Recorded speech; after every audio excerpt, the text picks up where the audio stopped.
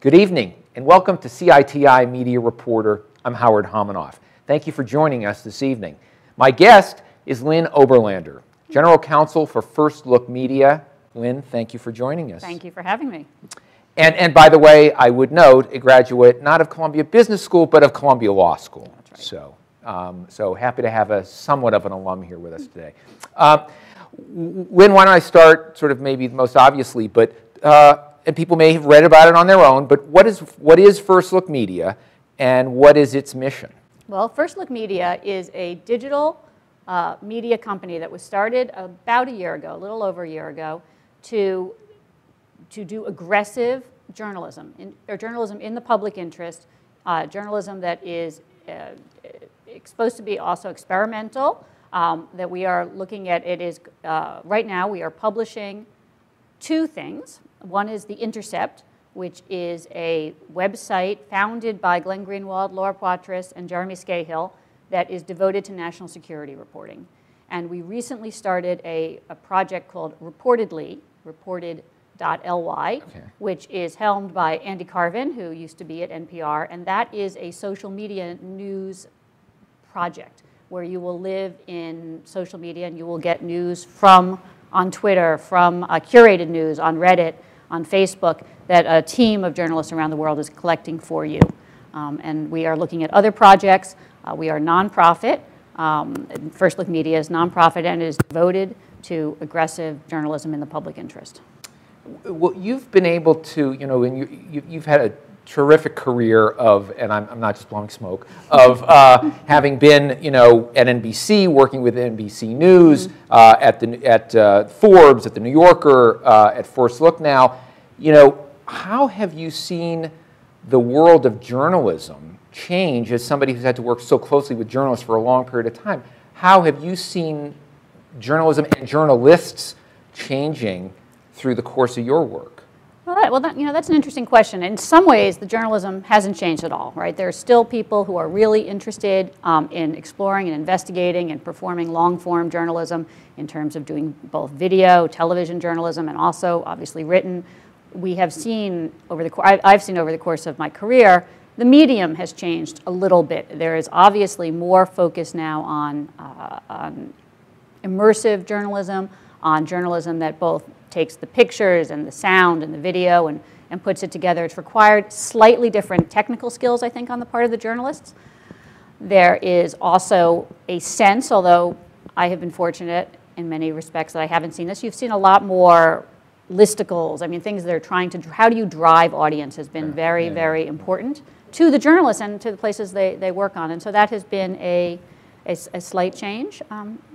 But it hasn't been the most disruptive element, and to use that phrase, disruptive, has been that nobody knows how to pay for the journalism anymore. And that has created a lot of uncertainty and job losses. But the journalism itself and the journalists, I think, are actually pretty similar. Does that cost pressure in investigative journalism, aggressive investigative journalism to your term, is expensive, right? If it's not, it's not sitting at home in your pajamas and just, whipping up a blog. It is not that there's anything wrong with that, but does the cost pressure is the greatest pressure on kind of that editorial level? Not necessarily even the person out in the field, but that infrastructure around editing and being a sort of the oversight or supervision of that. It is there's cost pressure throughout, and certainly the kind of big team journalism that you and I actually did grow up with is fewer and far between because it's incredibly expensive. It's very expensive to send people abroad with a team, with a security team, with a producer, with a camera person, with a fixer, and then to bring it back and have editors and fact checkers and folks looking at it. And so there are obviously news organizations that are engaged in it, and some people are doing great work, but I think there are fewer of them. And certainly in terms of foreign reporting, there's been a real shakeup and change there. So how do you're with a new enterprise that obviously saw kind of an opportunity or opportunities here. How do you view, I don't want to put you in an awkward position, but what others are doing in journalism today and sort of the quality of the journalism that you see, given all the cost pressures Are you fearful, disappointed, nervous about sort of the state of journalism, given, the obvious business pressures?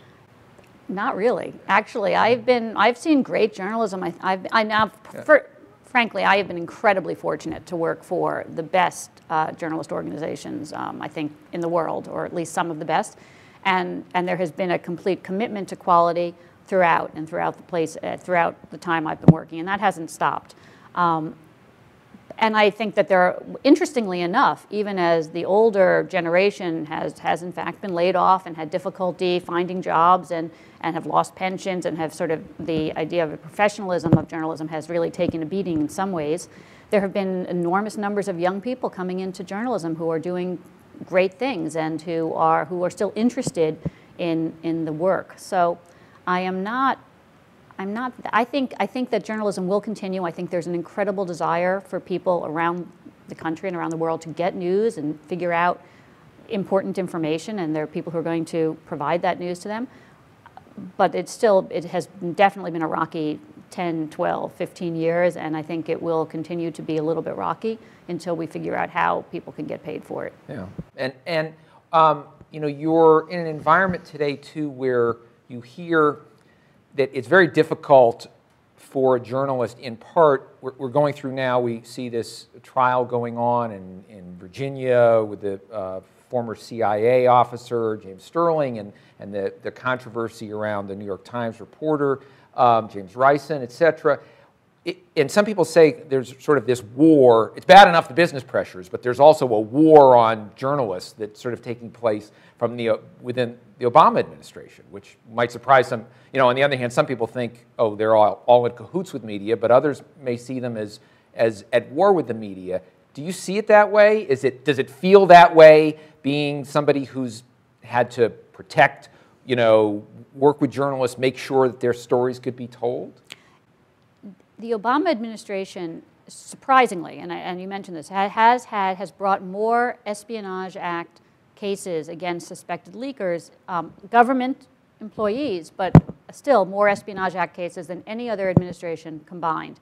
And that has, in fact, reflected a nervousness, perhaps, or a discomfort with the process of what national security reporting is. That people, national security reporters, traditionally rely on sources within the administration, within other parts of the government, to bring important information to the people. And when they write a story that is based on some sort of confidential source, this administration has gone after the people they think are leaking to the media. And so, yeah, it's been a very, very tricky time for the press that way. They've seen, with all of the leak investigations, the national security reporters I know have spoken of a real chilling effect, that their sources in government are much less likely to tell them about things that that the public should know about what's going on in terms of our government and our government actions, because the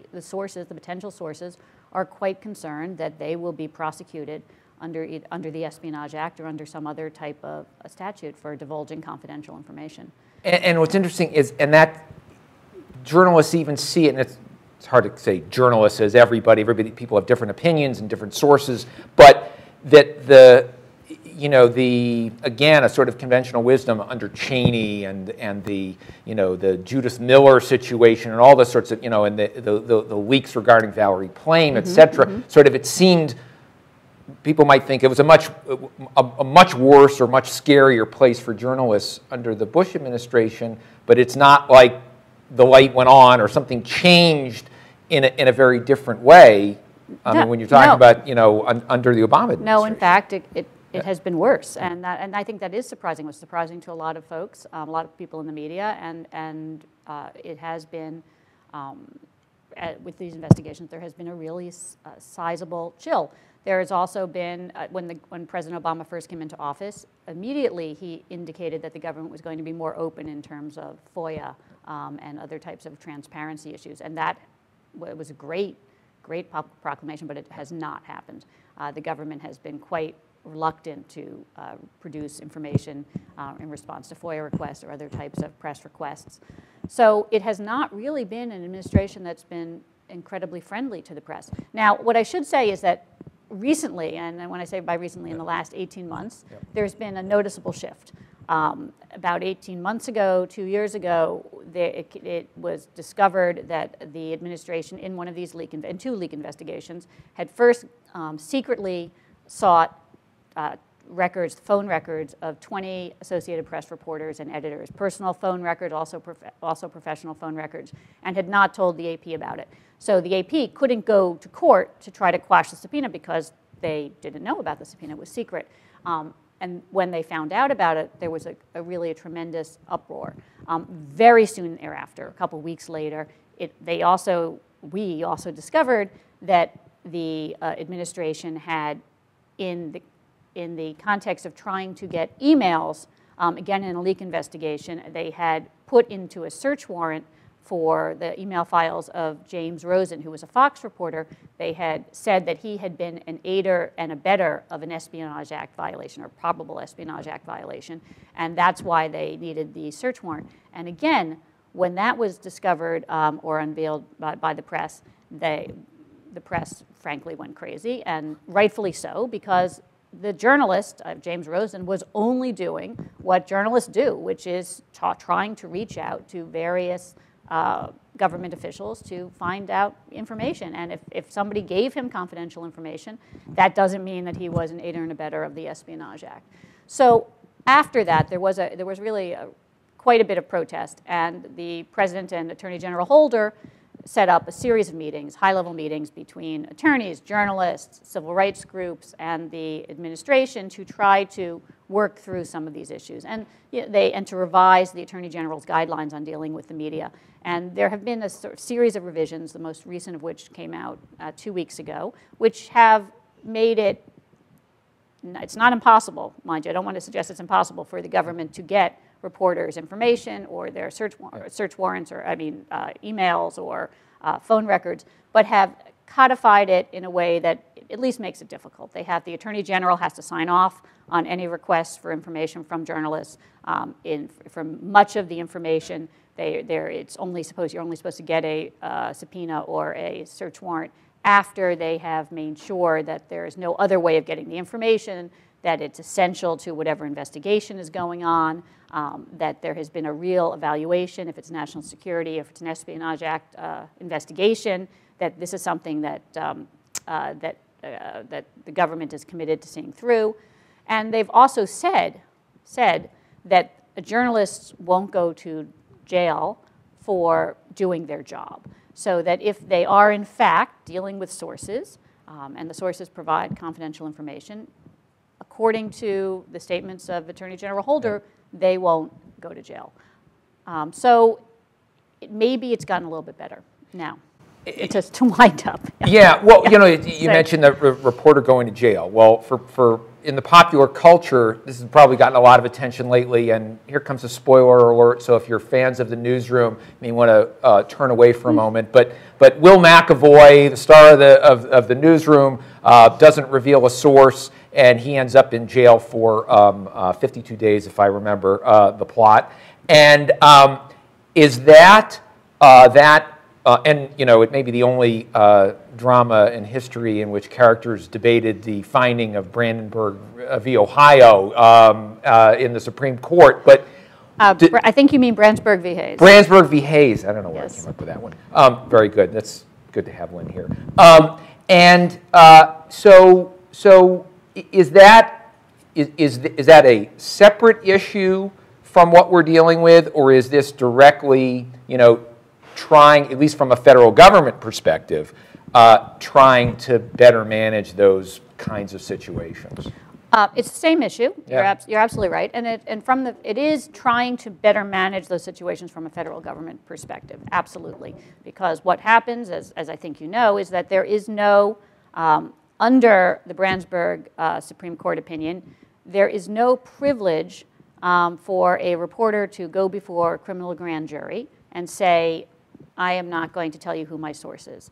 The Supreme Court said that, and then many years ago, And so that if you are a reporter who feels strongly that you need to protect the confidentiality of your sources, what could happen is that you could be subpoenaed to testify, you could move to quash the subpoena, you could lose, you could appeal that, you could lose again, and finally you could get hauled before a grand jury or a criminal trial and told and asked you about your sources. And if you refuse to testify, the judge can slap you with a contempt order, and part of that contempt can be fines, but it can also be jail. And right now, there is no recognized constitutional right to prevent you from going to jail for that. So at least under the current AG guidelines, before you get there, there should be some conscious decision from the Attorney General that this is important enough that you're going to have a big battle with the journalist.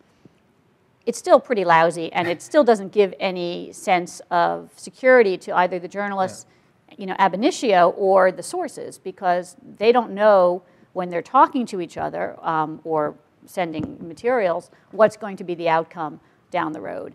And certainly, whatever it is, it's expensive, it's stressful. These processes are not cost-free, even if you end up going to jail. Going to jail. So Jim Risen, as you know, at the Times, wrote a book which was the subject of the subsequent leak investigation. That's what Jeffrey Sterling is now on trial for. And the government's argument is that Sterling was Risen's source. Risen had said consistently that he was not going to testify about who his source was. He spent many, many years in court. He lost in court. And fortunately, however, the government has now, as part of this whole process, has now said that he's not going to testify and he's not going to go to jail. But this is, I think, 7 years of agony and procedures. So it's pretty miserable. And, I also want to ask about it in the same situation, but the responsibility of, in addition to, we're talking about the reporters being in jeopardy, certainly the sources in certain circumstances are directly in jeopardy because they may have violated their either an oath that they've taken in a government office or signed confidentiality agreements with the government or an employer. What's the responsibility? I know you've given some thought to this, about what a news organization owes or what they should do when their sources get in trouble. Even if, let's say the government has made a decision, we're not going after the news organization, at least as aggressively or as, obviously maybe as we have, but the source, is the leaker or the discloser, is still out there and in jeopardy. What is does the news organization owe a responsibility, legally or ethically, to that source, and what should they do about it? It's a great question. It's one that we've been thinking about quite a bit because the traditional model is that, and I believe in this, right? You can't, as a part of the reason that the press can publish information that they receive from other people is that they haven't themselves done something illegal to get that information. And if they were paying, for example, for confidential information, national security information, or any other information, could be corporate, civil, it doesn't have to just be government information. If they were paying for it, you maybe could make an argument that that was something illegal in terms of getting that information, and that would put the press at risk for itself. So it has been the practice of all the major media not to pay for information of that type, not to pay for information and not to offer any kind of inducement for that information. But and that inducement might include saying, hey, we will indemnify you if you get sued by your employer or by the government. So we don't do that. Yeah. But it does put those sources, both corporate and government sources, at incredible personal risk, personal financial risk. And so we have been thinking, is there a way to support these folks some way down the line? And what issues does that raise? Can you set up a legal defense fund for them? How would you organize that?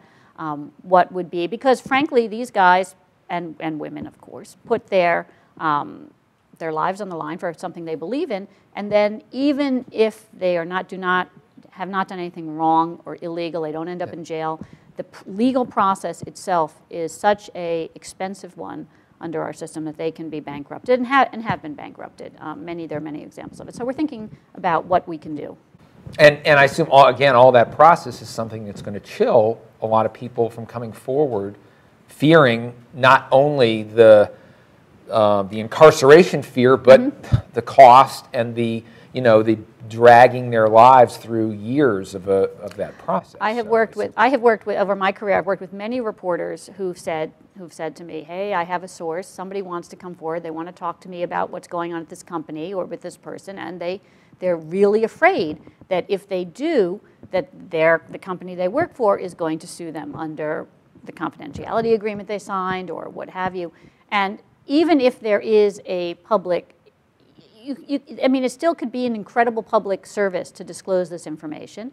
And even as you know, as a lawyer, there are provisions of contracts that you sign that are void for policy. And sometimes, obviously, if something is really illegal and you disclose it, that should not be a violation of your contract. Just the fear of the litigation itself has been enough to absolutely shut people up. And so maybe they'll make an exit, noisy or otherwise, but they won't necessarily be a source. It raises for me also the question of today, especially who's a reporter. That we're the New Yorker, most people are reporters, the Times, Forbes, et cetera, or the great institutions, and one that you're building now, within First Look Media. But what about so often news is broken by unaffiliated, whether freelancers or just again jokingly, but the person at home, with good sources on the phone, who breaks a story. What kinds of the rights or distinctions do you have to make between, or should you, between quote traditional reporter and blogger almost becomes pejorative, but the point is someone who breaks news but not affiliated with an institution. It's a great question, Howard. We have been struggling with it. So in some ways, back to this question of sources and confidentiality. Many of the states have shield laws, a reporter's privilege shield law. New York, for example, has a fantastic one, and if you have a confidential source in New York, you cannot essentially be hailed to court or hailed to a New York state court and asked to divulge your source. There is an absolute privilege for confidential sources and a qualified privilege for non-confidential sources. Federally, we don't have a shield law. And over the last few years, there have been several occasions where there has been a great attempt to come up with a shield law, so to give some reporters some level of protection that they have in many, if not all, of the states. And one of the sticking points, there have been a number of sticking points, national security is one of them as well, but one of the sticking points has been how do you define who a journalist is? And it is tricky. So yes, the people I have worked for, they're all journalists under any definition. But if you're somebody sitting at home now, do you regularly break news? That would be usually one criteria. Do you get paid for your blogging? That's another criteria. Did you have the intent at the time that you gathered the information to distribute it publicly? That's actually a great definition. But that hasn't really made its way into the statute. But that would make sense. I mean, if you're sitting at a bar and somebody comes up to you and says, "Hey, I just heard this," and you then go and blog it, you're not a journalist. I mean, unless you do this on a regular basis, which maybe you get your stories that way. But if you do regularly write something and intend, even though it's as a blogger or a netizen or however, freelance journalist, whatever you want to say, and you regularly write things and you regularly tell a larger audience about them, and somebody tells you this information, then maybe you should be able to avail yourself of the reporter's privilege. But the definitions have been very, very tricky because obviously if everybody can be or can call themselves a journalist, then the privilege in some ways is meaningless and nobody would ever agree to it. Right, right. So I want to take advantage of having you here to talk about a couple of the big issues going on around the journalism, the news community now. And most obviously, you mentioned your association with Glenn Greenwald is the Edward Snowden story, which was probably the most, one of the most almost mesmerizing stories, maybe since the Pentagon Papers of the divulgence of classified government information. How do you see Snowden? And I realize you've got a working relationship with Greenwald, but how should the public, you think, sort of see what Snowden did and how to think about those issues, not only in Snowden's case, but kind of going forward? Well, I think what is the and frankly, the disclosures that came out last year from Glenn Greenwald, I guess actually the year in 2013, from the Snowden papers that Greenwald and Quatros wrote up for The Guardian and the Washington Post reporting that was done. I mean, they are actually the reason that I am at First Look Media. I mean, those are enormous stories of public importance. The fact that the U.S. government was taking every single person's, yours and mine, we can only assume, and everyone in this room and everyone's watching, that they were taking our phone records without a warrant and storing them indefinitely. So from the possibility that maybe at some point there might be somebody who was a terrorist that they were going to jump back, it's still outrageous to me. I mean, I'm still, really worked up about it. And so the disclosure of that program particularly, but of these other programs as well, that the Snowden disclosures made possible, I think is really, really reporting in the public interest. And I wouldn't want to do anything that would stop that kind of reporting. What Snowden did he did, in my mind, really he was the most responsible in that he didn't say, I have now stolen all of these documents and I am just going to put them up on the web and anybody can look at them. That is not, in my mind, responsible. He found journalists that he believed in and that he had worked with, and he said, I don't want to make these decisions. I want you to look through this, to work with experts, to confer with the government and report the stories that need to be reported. And that's what they have been, and we have been engaged in doing and working with other media. And of course, the Washington Post has been doing their own reporting on this, and other news organizations, Der Spiegel. And I think that was a that separated what Snowden did from, say, WikiLeaks, which published, just published all these cables and put them up, or at least threatened to. The other hand, I think that the government has been incredibly lucky and has played this very well, in that the biggest story in my mind that has really been undercovered, and I'll put us in that realm as well, is that Edward Snowden was able, to begin with, to get all of these documents. How do we know? I mean, he was able. He's this guy. He's not particularly old. He's not He's not a senior official. He's out in Hawaii, and he is able to amass what he says are thousands of documents, now highly classified, top secret documents, without anybody knowing it. How do we know that somebody who wasn't a journalist or a believer in public information, how do we know that somebody who was working for one of the foreign governments didn't do the same thing 2 years earlier and take all of this information? The way that the government was securing its top secret information, to me, is both appalling and is the biggest story that still really needs to be reported. The fact that very few people, if anybody, have lost their job in Washington over this really appalling national security breach is really is still, to me, astounding. So it is a so I think it's really continues to, and there will be more reporting, obviously, coming out of the Snowden documents. Lynn, thank you very much for joining us this evening, and thank you for joining us on CITI Media Reporter. I'm Howard Homanoff. Good night.